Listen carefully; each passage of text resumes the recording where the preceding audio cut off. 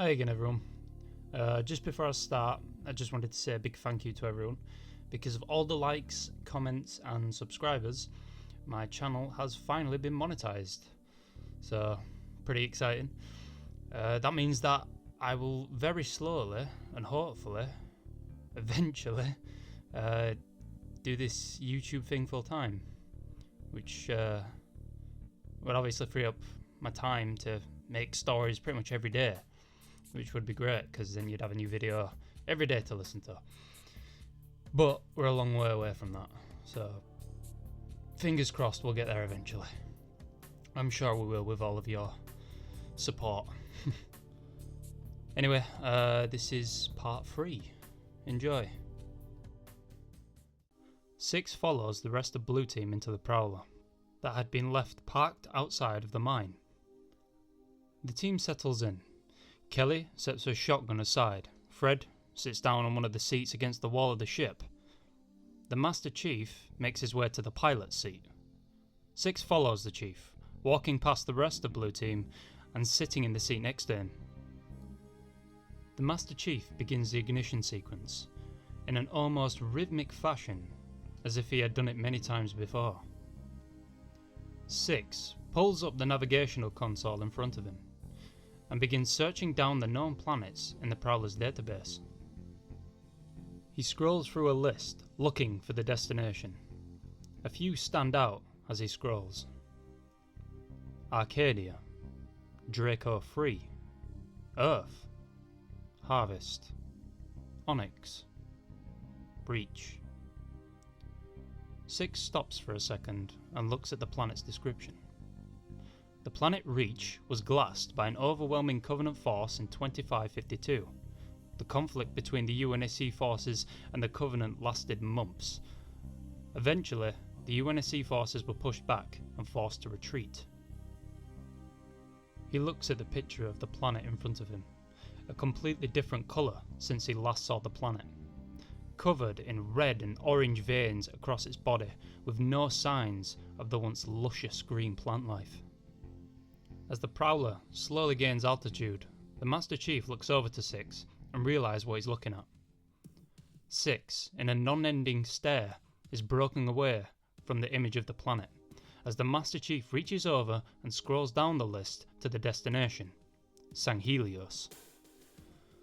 Six snaps his head towards the Master Chief, and John simply puts his hand on his shoulder and nods.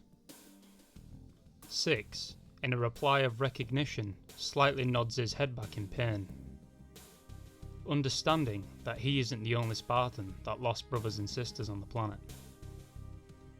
They both look back towards the ash-filled sky.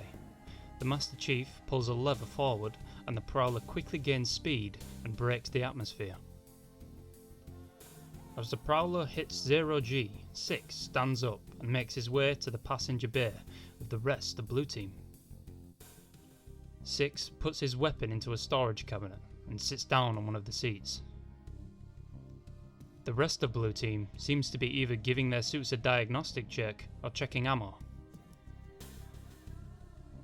As Six is watching Linda stock up on her sniper rifle's explosive ammunition, that's when he gets a ping from Oni. Within Six's helmet, a picture appears of the Oni symbol, and a familiar voice is heard through his comms. Reaper 1, we've noticed that you've left Meridian's atmosphere. Status update? Blue Team all looks towards Six, curious to his reply. Six looks to Fred as he replies to Oni. Admiral, we believe we've found a way to stop Cortana and save Earth from the Guardians. Admiral Osman replies, We? So you have made contact with Blue Team? She debunks as she puts her head in her hands. Reaper 1, may I remind you that your objective is to bring in Blue Team and not join them on some heroic mission to save the galaxy. Fred chuckles. Six replies, this may be the only solution we have to stopping Cortana. We need to take it, because you and I both know Oni doesn't have one. Before Admiral Osman can snap back in disagreement, Six blocks all comms from Oni. Kelly looks to Fred. You hear that? She thinks we're heroes. Fred chuckles once again and shakes his head. 6 walks back towards the cockpit and talks to Chief. ONI knows what's going on. Chief looks back at him and replies, Then let's stay out of their reach. The Prowler is transported into another dimension as the Master Chief jumps the team to slipspace. A tunnel of blue and purple swirl around them as they speed through a different dimension. The Prowler is pulled back into existence, and in front of their screen stands an intimidating Earth-like planet. Sanghelios was massive and hot. It had some cold parts, but nothing compared to what temperatures Earth could drop to. The planet was very similar to Earth on looks too, the only difference being that the atmosphere of the planet has a much more warmer orange tint to it, as well as more rocky and desert-filled continents. The gravity of the planet was also much heavier than Earth's. Compared to the Earth's standard 10G, Sanghelios had a gravity of 1.375 G, making most humans struggle more when it comes to walking the surface. For Spartans, this was no difficult feat. The Master Chief gets out of the pilot seat and walks into the passenger bay. We're here, Chief says, looking towards Blue Team before landing his gaze onto the Spartan 3's cracked visor. Where exactly are we landing? Chief says to 6 quizzically. Noble 6 pulls a device out and holds it in the palm of his hand. He clicks a button on the device and a holographic image of another Spartan appears. This is ONI Agent Jameson Locke. He's been designated to aid the Arbiter against the Covenant and bring Dr. Halsey down to the surface to determine a way to interact with a Guardian on Sanghelios. 6 states, as if briefing Blue Team. ONI's database locates Locke to be in the location known as Nusra.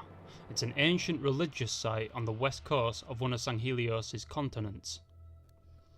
6 deactivates the device and the picture disappears as he places the device on one of the Prowler's seats. Linda speaks up. So there's going to be a lot of shooting down there between angry elites. Fred replies, and ONI's favourite agent. 6 interjects. He's also got a fire team with him. Other specialist Spartans. One of them is an old ODST too. Name looks familiar. Kelly replies, well, I'm sure we can take them. Spartan, do you still have the armor restraints? 6 pulls out all 4 and lays them in his hand, stretched out towards Blue Team. They each take one, apart from the Master Chief. He declines the offer. Keep one. I'll keep Halsey safe. If she's down there, then the fire team will most likely be escorting her. You 4 deal with the team. 6 nods and places the remaining armor restraint in his armor satchel along his belt. Fred speaks up. We should link comms with you. What's your call sign again? Reaper 1? Call me 6. 6 replies with a slight smirk across his face. Blue Team's insignia lights up in the corner of 6's hood. The Master Chief speaks up. 6. Add the waypoint to our HUDs. 6 nods. Kelly, take the wheel and bring us down so we're out of sight. Kelly replies, aye aye. The Prowler slowly descends onto the planet and flies out of sight of the main conflict below. Phantoms litter the air, scanning for prey like a bird. Kelly does her best to avoid what she can and eventually finds a small alcove in a cliff. She brings the Prowler in slowly. The Prowler wouldn't be spotted here. The passenger bay doors open and Linda awaits, crouched, on point, sniper rifle in hand.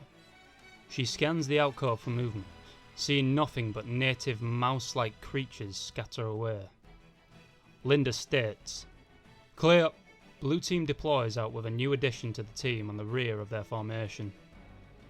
Fred notes, according to this waypoint, we're not that far from where Osiris is. Chief replies, there seems to be a way through there. Chief points towards light shining through the wall of the alcove. Kelly regroups from the pilot seat. Let's get moving then. and begins taking point. A phantom, filled with the sword of Sanghelios' finest, float above an encampment. A blue light protrudes from the belly of the ship, and a fire team of Spartans lands softly to the rocky ground. Following the Spartans are a group of around 3 swords of Sanghelios, and behind them, the Arbiter follows. His armour catches the harsh sun's gaze and reflects around the red canopies that fill the encampment. The Sanghelia round the camp bow their head as the Arbiter moves through the outpost. Osiris escorts the Arbiter to an incoming Pelican that lands a short distance away from the Phantom that they were just dropped off from. The Pelican's landing gear legs gently touches the ground and the engine shuts off, and the Pelican passenger bay doors slowly moves down, revealing a 5th Spartan in white armour. This was Spartan Palmer, commander of the Spartan 4 branch. She moves over with a scientist beside her. Comparing her to the Spartan's height was drastically different. She was much smaller than the fire team, and less than half the size of an elite. She steps off of the Pelican, struggling to keep her balance. Spartan Buck of Fire Team Osiris offers his hand to the one-handed scientist as she steps down, showing respect to the tired-looking lady. The tag on her lab coat read, Halsey. She was the hero that helped Oni create the Spartan 2 class. She was also the boogeyman to any children that lived in the outer colonies back in 2517. Spartan Palmer talks with Fire Team Osiris. Good job assisting the Arbiter, Osiris. That's an asset we simply can't afford to lose. Locke looks back towards the decorated armour-plated elite. The Arbiter notices and looks back towards the Oni agent. If he could, the Arbiter would have spat on the floor, remembering the files he had read that the Spartans staring at him had once propositioned a swift assassination on his life, thinking it would be valuable and a worthy cause for the safety of humanity. The sickened Sangheli simply scowled through Locke's visor and then turned back towards the UNSC commander in front of him. Halsey speaks to the Arbiter. Where is the console that I was told about? It could be a great asset in finding a way to access the Guardian before Cortana. The Arbiter nodded and gestured his hand onto a small ridge within the makeshift stronghold. Arbiter speaks. You will find what you need on that hill. The console can only be accessed by humans. My men have made no effort to toy with such dangerous artifacts. Halsey smiles slightly. Thank you, Your Grace, she says quick-wittedly, and begins making her way over to the console.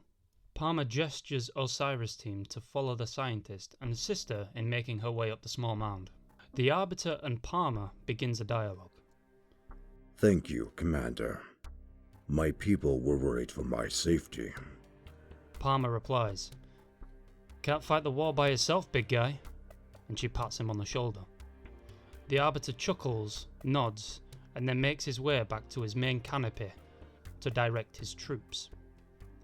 Palmer waits patiently by the Pelican, waiting to hear what needs to be done next from Dr. Halsey. As Fire Team Osiris makes it to the top of the small ridge, Halsey immediately makes her way towards the Forerunner computer. Buck speaks up. She really doesn't mess around when it comes to that kind of stuff. Locke replies. She knows what she's doing. She experimented with this kind of technology before even Oni knew of the Forerunner's existence, as there were reports of alien structures hidden deep below the surface of Reach. Buck turns back to Locke, confused, and replies. Well, how do you know that? Before Locke can reply, a metal object appears to fall in front of him from the cliff above him. An EMP grenade lands at his feet and detonates. A wave of electricity can be seen. It completely burns out the Spartan's energy shields and fries the hood, causing a distraction of distorting light flickering within the visors. What the hell? Buck shouts. A Spartan in red armour is the first to have her hand ready on her SMG, looking at the cliff above. A huge figure jumps down and lands on top of Spartan Tanaka and pins an armour restraint to her. She's stuck to the ground with no way to help her teammates. Vale looks to see a female Spartan in light blue armour with its foot resting on Tanaka. Vale throws her SMG at the Spartan and Kelly simply knocks it aside, before it can hit her. Vale attempts to tackle the Spartan 2, trying to overcome Kelly before she can react, but Spartan 087 was far quicker than Vale. As Vale dives towards her, arms stretched out, Kelly grabs hold of her arms before she can reach her chest and swings her against the rocky wall, using her momentum against her. Locke and Buck recover from the EMP and quickly begin to realise what's happening. Locke raises his battle rifle towards Kelly, but not before a Spartan hidden on top of the cliff in white armour sends a shot straight for the weapon and completely destroying his rifle. Linda crouches with smoke slowly escaping from a sniper's barrel. Locke darts towards Kelly and another Spartan drops down in front of him. A grey blur lands in front of him and stops him in his path, as a Spartan with a cracked silver visor stares at the only agent with a large kukri knife in hand. Buck, watching the scene unfold before him through a distorted visor, in a fury of confusion and panic, he launches his helmet at Six. Six drops the knife and catches the ODST-style helmet. Buck charges towards Six and attempts to punch the Spartan in the broken helmet. Six ducks as a haymaker flies over his head and he strikes at Buck's left knee, bringing him down a peg. Six backhands Buck on his way back up to his feet, hitting him directly in the head, causing him to stumble backwards. Six then reaches his arm out to place the armor restraint upon the dazed Spartan, when another hand intersects his hand, grabbing his arm tightly. Six looks to his right to see a Spartan Locke gripping his arm. Locke notices the Oni symbol on Six's armor. He commands Six. Agent, stand down. You're violating direct orders. During the chaotic fight of superhuman speed and strength, the Arbiter looks over to see what's going on, and his loyalists move in front of him with their swords engaged in a defense stance. He looks up to see a green Spartan looking down to the ridge that Osiris was now stumbling on, his golden visor reflecting in the sun. The demon looks over to see the Arbiter watching him. Behind the visor, the Master Chief smirks in relief, seeing his old friend still to be alive. As Locke slings Six's arm away from Buck, another Spartan drops down. This cayenne-coloured warrior drops between Buck and Six as the two Oni agents begins a fight over grasping the armor restraint. Buck blinks to see an armoured visor in his face. Buck comments. Hell. As Fred reaches out to push the armor restraint onto Buck's chestplate, Buck grabs for the reinforced arm in an attempt to stop the Spartan 2. Fred flicks Buck's arm out of the way, and countering all of Buck's blocks in a flurry of motion, he slumps the restraint on. Buck shouts, Damn it! and Fred moves away. Some of the Arbiter's men begin to slowly move closer, surrounding the Spartans. The Arbiter speaks up. Leave them. Let the humans fight among themselves. This fight will be short-lived. The Arbiter's men relax. Spartan Vale and Spartan Kelly fight it out in a blurs of motion. Kicks and punches flying at each other, constantly being dodged, blocked and countered by one another. Vale makes a foolish attempt to reach out for her sidearm in an attempt to make the fighting Spartan flee. Kelly sees her opportunity happen as if in slow motion, as Vale's arm reaches down for her gun. Kelly reaches back for a second armor restraint that she took from Linda before she dropped down, and places it on her chest before the sly Spartan could bring a pistol up to Kelly's height. Locke, in a grappling match with the Spartan 3, notices a yellow ping on his motion tracker, moving closer to his position, fast. Then he saw Palmer's name light up on his hood. "Duck!" she shouted. As Commander Palmer leapt towards the Spartan 3, Locke released and pushed back Six. Palmer landed on top of Spartan B312 and attempted to reach for the armor restraint. As she did, she noticed Six's other hand stretching out for a metallic object on the floor. Before he could grab it, Spartan Palmer grabbed the kukri knife and tried to lunge down onto the overcome Spartan, but just before the curved blade could reach his chest, a green armoured foot kicked the knife out of her hand. She looked to her right to see the Master Chief staring down at her. As Palmer was distracted, Six headbutted Commander Palmer and kicked her off of him. Locke sprints into Palmer's direction and targets Chief. The Master Chief looks into Agent Locke's direction and simply stares as an EMP grenade that landed by him detonated once again, scrambling the Spartan 4's armor systems.